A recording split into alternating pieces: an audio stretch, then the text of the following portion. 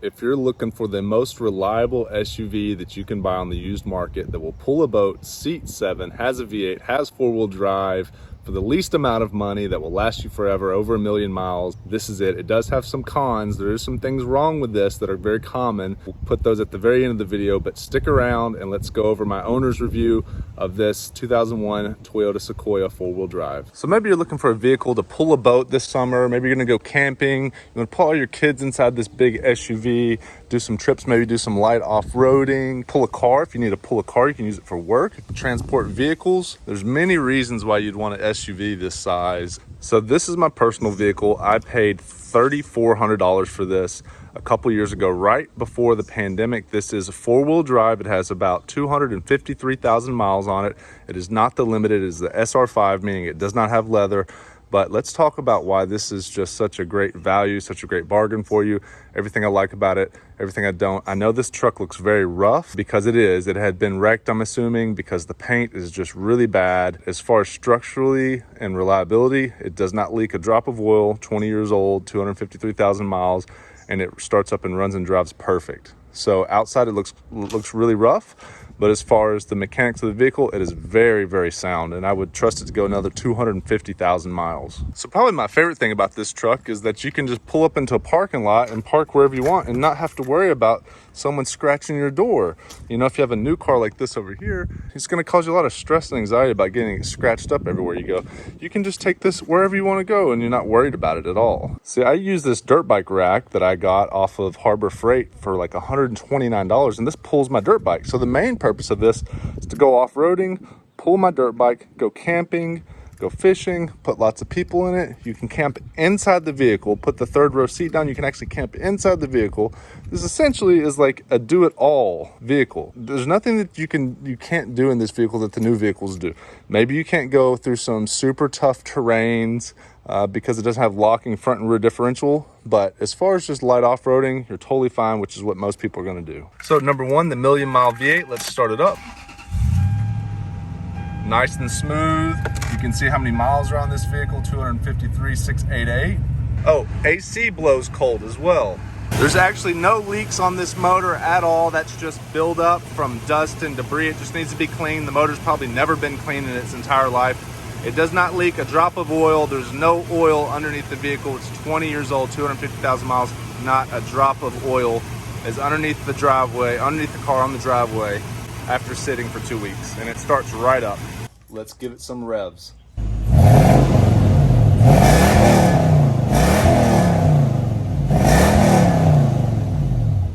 Okay, like I said, it does have the famous Toyota V8 engine that has been known to last 1 million miles. There's a few people that have actually made it to 1 million miles.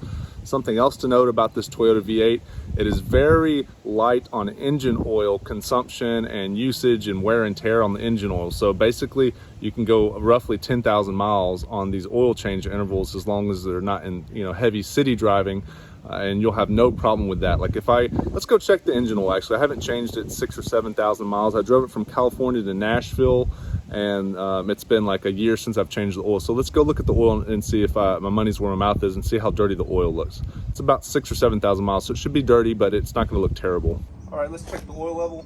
One wipe and then we'll put it back in. It's about 3/4 the way up. It's golden brown. And as you can see, that's not dirty. That looks good.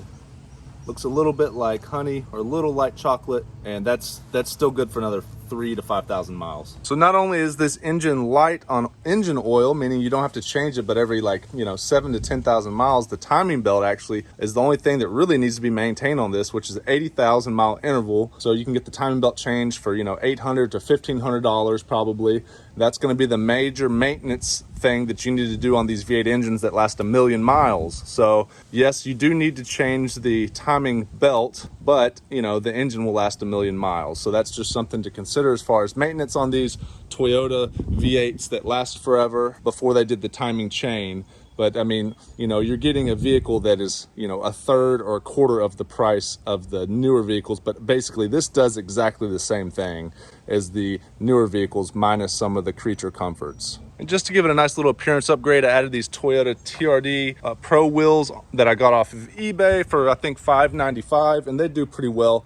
and this tire size is upgraded, and these are 265 7017 tires, but I think this is a good upgrade for a low amount of money that increases the offset and just makes the truck look a lot better. Also added the rain visors just for fun and the sunroof visor just for fun to make it look a little bit more aggressive with the TRD wheels, which is totally unnecessary, but I just thought, you know, give this old truck a little bit more aggressive look. So this vehicle actually has third row seating, which I removed, and you can actually fit all sorts of stuff back here, and it's long enough for you to sleep in, or you can fill it up. This is my work truck, so I have all sorts of work tools and parts and car wash things, but this is a great vehicle for towing, hauling, boats, cars, jet skis, dirt bikes, or using it as a work truck because the tailgate lifts up and you can shove all your work stuff in here, and it can be a great work truck also. And the seats just fold up like this.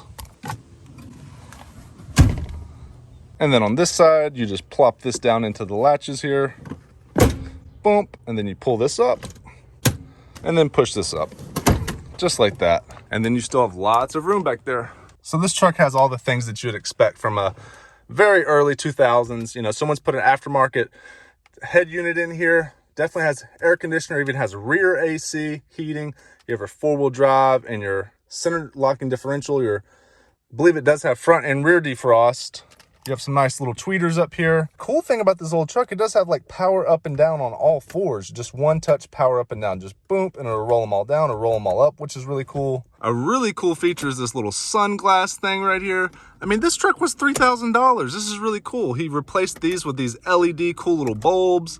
Also, another cool thing, this is my N gauge. I'll put a description below, but this reads your codes if you do have any codes, and it can read your miles per gallon. Your little visors here, and mirror there. Something else a lot of people don't know is this little thing slides out.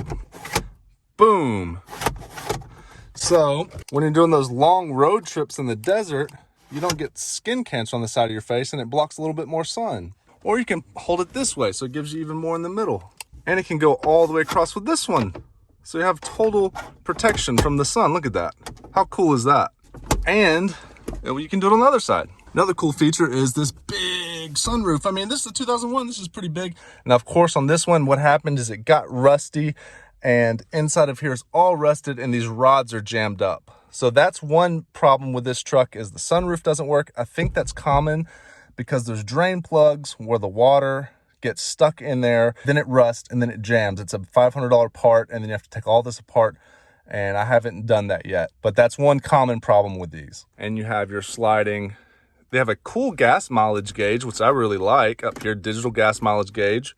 And then here's your 4-wheel drive high and low. This has a 4-wheel drive high and low. How cool is that? Electric mirrors. Another really cool thing is that it has this handle on the driver's side. Most cars only have it on the passenger. This has it on the drivers and the passengers, making this really unique. I don't know of a lot of vehicles that make this handle on the driver's side anymore, especially ones that are only $3,000. Has a huge glove box, has huge pockets here to put all your stuff in here. Good sized door speakers. Another thing that I really like is how much storage. There's storage here. Look, that's big enough for a phone for sure. Another storage, big cup holders, more storage. Look at those cup holders. Look how cool that is. Boom, little bat wings. Boom, ashtray, more storage. More storage. Oh, money. More storage. Look, you can even put cool things like this up here. Boom, more storage. Look at this rear digital air conditioning system. Let's check out the rear. More storage. Big speakers. If your guys are into audio, imagine how much speaker upgrades you could do to this thing. Big, comfortable seats. They have handles up here on both sides. How rare is that in these old Toyotas to have those? Look at this. More handles here. That's so cool. Look how cool that is. This thing is ready to roll. Look at that handle up there. There's handles everywhere. Boom, 1, 2, 3, 4. How cool is that, man? Look, there's in the rear. Look at handles in the rear. How cool is that? Vents in the rear.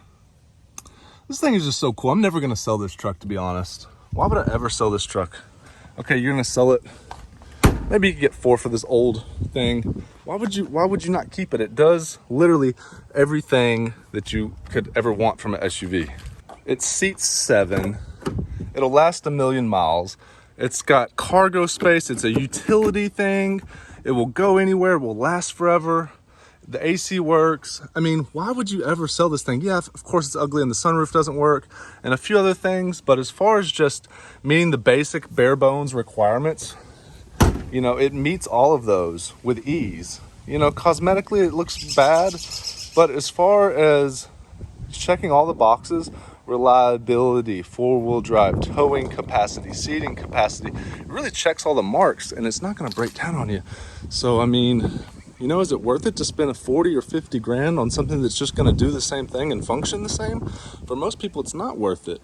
You spend 1/10 of the money and get the same thing, same functionality. Look, I can tow my dirt bike, I can sleep in the back, you can go camping, you can do whatever you want to. All right, guys, so let's talk about what's actually wrong with the vehicle. So first things first, you can just see these headlights get yellow really easily. And you hear that? All you have to do is you can get some toothpaste and rub on them. You can just buy some new ones on eBay or Amazon. I'll post the link below. But essentially, you just need to buff these. I've buffed them once, but every 6 months you'll just keep buffing them. But you can just buy some new ones. They're easy to replace and make it look a lot better. If you get a truck that already has decent paint, I would recommend that. But I got this for so cheap that it was just a no-brainer.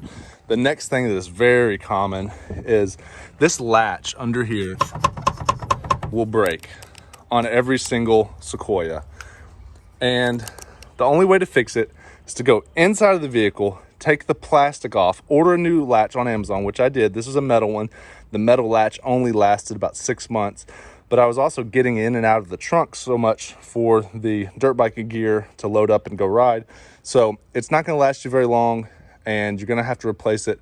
For some people, it could last 3 years. If you use it a lot, it only lasts 6 months, but it's a $25 or $45 part, and it's going to take you an hour to fix it, 30 minutes if you're fast. And that is the number one most common problem with these, is the rear latch not working properly, and it breaks and bends. I fixed it. It wasn't too hard to fix. So I would say that is a big downside, because it's hard. I need to get in the back and I need to fix that so that I can get in and out, because having that hatch is so important, because this is so big back here that it's so far away that I have to climb way back there to get that stuff. So it is important that you actually fix the latch. So that is a big problem, but it's easy to fix. It only takes about an hour and about 50 bucks. Another common problem is the ball joints in the front end. You need to get those replaced and checked out often. You don't want to lose a front wheel going down the road. But essentially, those are more common, I believe, with the Tundras, but they also came over into this year model. And I believe there was certain years that were better than others. And the first, I think 2001, 2002 weren't that good, but I haven't had any problems with this one. But if you can get a newer one, the first year models had 4-speed transmissions. Then later they went with a 5-speed automatic. And then they bumped up the horsepower from like 230 to like 270. Same with the Land Cruisers. You know, if you get a later year model, you can even get the Limited with the leather, get the higher horsepower engine with a 5-speed transmission instead of the 4-speed. This is the kind of the old, this is even almost retro, 20 years old. So I really like this, the simple, you know, there's no fog lights, just super simple cloth interior. It was just so cheap that you don't have to worry about it getting scuffed up or damaged. You're not trying to protect it everywhere you go. And sometimes it's really good to not be attached to the cars that you're driving, because you're not worried about, you know, always just babying it and you're afraid of someone bumping the door or a branch scratching it, right? And that's the whole purpose of it, is just go out and have fun. Like I said, these frames will rust, but this one's totally fine. Just like a little surface rust here. These are all very solid, but that's where you would watch out for. You'd look at all this and make sure you're doing okay. And there was a recall, and Toyota will replace that for you. But as you can see, this truck's been sitting for 2 weeks and there's 0 oil leaks. That little drop was water from the air conditioner. So these are very reliable. Okay, so we're driving the 2001 Toyota Sequoia SR5 with 4-wheel drive. Now, you know, you can have drive, second gear, low, high and low 4-wheel drive. And you're just gonna drive this thing normal, like a normal vehicle. The only thing that I would notice is that it's kind of big. As far as just driving, going down the road, you know, I disconnected the front sway bar because I was off-roading. But essentially this thing, it feels big and it feels a little soft, but I mean, as far as, you know, a $3,000 to $10,000 off-road truck that will tow, and lasts forever. It will hold 7 people in the back. It will tow 6,200 pounds. I mean, this thing accelerates fine for what it is. Honestly, there's just not much to say about this as far as driving, aside from it's very, very spacious. Something that I really like about this is that it does have these captain's style armrest right here for you. They do have these big armrests for driver and passenger. This truck isn't fast, but let's give it a little 0 to 30. 30.